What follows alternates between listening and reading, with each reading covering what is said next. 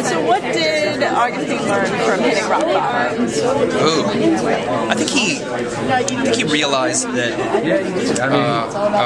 he was making a lot of decisions based on other people's opinions about him, and being in the art community, he was exuding a kind of aura of cool in order to be accepted. And I think, you know, if you've noticed, he wears all those like artistic bracelets in the first season, and as soon as he hits rock bottom, those bracelets are gone. And it's almost like the gauntlet that he was protecting himself with, he's completely bare now. And yeah, exactly, and that armor is gone, and now he's finding, in a lot of ways, in that love with that's developing with Eddie, he's you're finding that Augustine, the Augustine that Patrick probably met at Berkeley, you know, the guy that they had a kind of chemistry and their friendship developed from there. And I think he's starting to figure out where he wants to go and who he wants to be, independent of other people's opinions about him. How much fun has it been to play out the whole Augustine and Eddie? I mean, I love it. And even before Eddie, I love this character. And I love how divisive he's been among the Right, fans. I heard that season 1 there was some Augustine hate out there. Oh, tons. But I love that he's inspiring a strong reaction. And more often than not, people will say, yeah, I love to hate watch him. And then they'll say, I have a friend who's just like him and he needs help, you know? So it's great that people are seeing that this guy's a real guy. And I think Eddie is bringing him out of his shell, and they have a beautiful system of checks and balances between each other. I think that's what's so great. Frank had a tendency in the first season to kind of baby him and mother him, and Eddie kind of tells it as it is. And you know, there are certain things about Augustine he won't tolerate, and Augustine really cares for him. So I think that kind of opposites attract, and that kind of system of checks and balances is helping each other for the better. How are you? How are you? How is Augustine helping Eddie? Because you know, Eddie's definitely been a good influence on Augustine. Daniel, he teased sort of that there might be a role reversal in the future. Yeah, it's coming. It's coming. You'll see why. But I think, you know, Eddie has had to take care of himself because of his status. It's a tough thing, and some of the boys he's had in the past, that status has freaked them out. They thought they could handle it, and then they couldn't.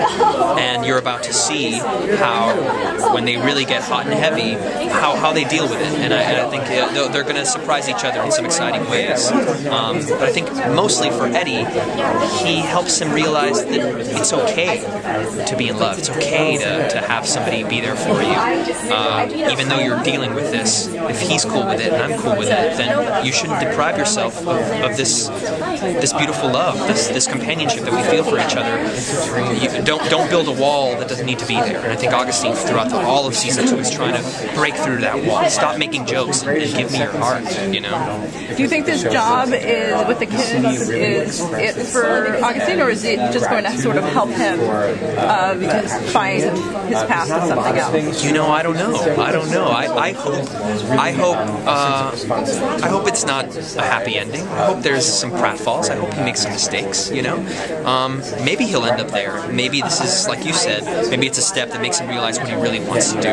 Maybe he'll go right back to art, informed by this life experience. I mean, it could go in so many ways, you know? I think right now he just has to pay the rent, you know? And Patrick is very glad he is. Yeah, I mean, he's still not doing it yet, but I think hopefully he'll pass minimum wage at some point. What's been your favorite Augustine moment this season of Harry Ferry, all the way. We just saw it on Sunday. Oh my God.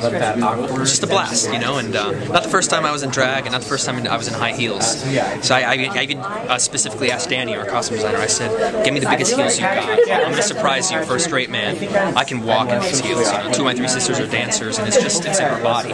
So I was stoked. That costume is beautiful, and I think it brings a kind of sass and a sense of humor out of Augustine that you don't really get to see. Yeah, far and away, Halloween was my favorite episode. Well, I've seen this Sunday's episode, and it doesn't seem like Augustine holds any of that, what happened with Patrick and his little bit of a meltdown at the Halloween party against him. Yeah. Why do you think that is? Well, I think I think they love each other for better, for worse, you know, and they've seen each other at rock bottom, and they accept that even if you say the wrong thing or do the wrong thing, the way Augustine criticized Richie last year, I think they know that in the end, they have each other's best interests at heart, and it's a beautiful friendship that they have. You know, I think the show would jump the shark if we ever hooked up. I don't think that's ever going to happen. You know, have people talked about that? I think some people kind of want it to happen, you know, but I know for Jonathan and I, we love that it's a show about intimacy between men and in their friendships, how they share things with each other and are honest with each other. You don't really see that much on television, you know, men being intimate with each other,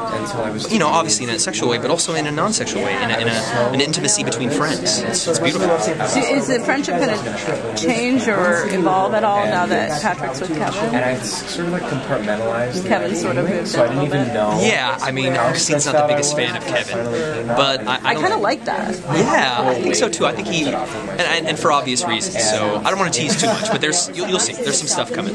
I'm excited for you to see it. Cool. And why is it important to have a show like Living on the Air?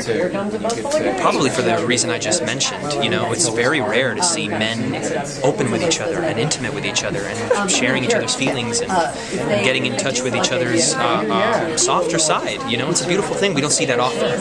And for actors to be able to mine those depths, it's beautiful. You know, and I think it's rare on television. Hopefully we're paving the way and for more shows like that.